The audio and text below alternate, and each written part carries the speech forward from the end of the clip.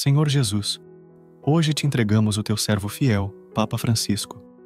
Ele guiou com amor, viveu com humildade e apontou para ti com coragem.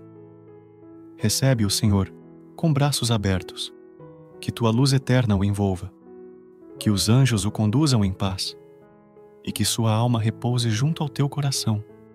Maria, Mãe da Igreja, leva este filho amado até o trono da misericórdia. Acolhe suas últimas palavras como oração e consola os que choram sua partida.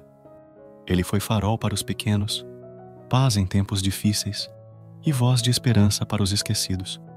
Agora, Senhor, que ele veja a tua face, que repouse em tua presença e que seu legado continue vivo no coração do teu povo.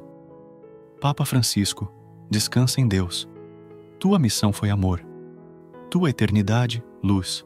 Amém.